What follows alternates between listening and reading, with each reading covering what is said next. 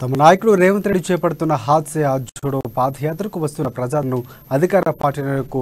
ఓర్వలేక యూత్ కాంగ్రెస్ నేతలపై దాడి చేయడం సిగ్గుచేటని యూత్ కాంగ్రెస్ జిల్లా అధ్యక్షుడు చరణ్ గౌడ్ అన్నారు. వరంగల్ యువజన కాంగ్రెస్ నాయకుడు తోట పవన్ పై అధికార పార్టీ ఎమ్మెల్యే వినయ్ భాస్కర్ అనుచరులు దాడి చేయడాన్ని ఖండిస్తూ ఆదిలాబాద్ యువజన కాంగ్రెస్ నాయకులు ఆందోళనకు దిగారు.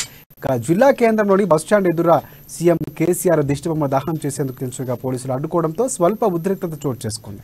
తమ యువజన కాంగ్రెస్ నాయకుడిపై వందల మంది కలిసి దాడి చేయడాన్ని తీవ్రంగా ఖండిస్తున్నామని అన్నారు. ప్రశ్నించే గొంతుకలను నొక్కే అధికార పార్టీ నాయకులు చూస్తున్నారని విమర్శించారు.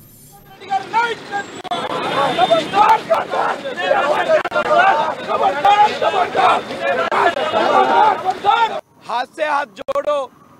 కార్యక్రమంలో భాగంగా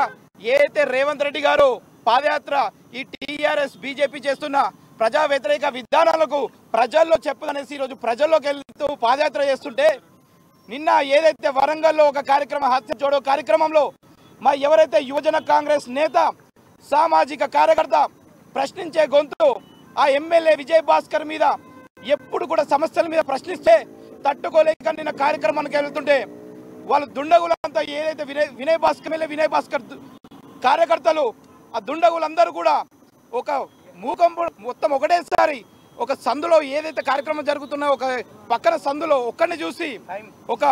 పెద్ద ఎత్తున ఒక 100 మంది వచ్చేసి ఏదైతే దాడి చేసిర్రో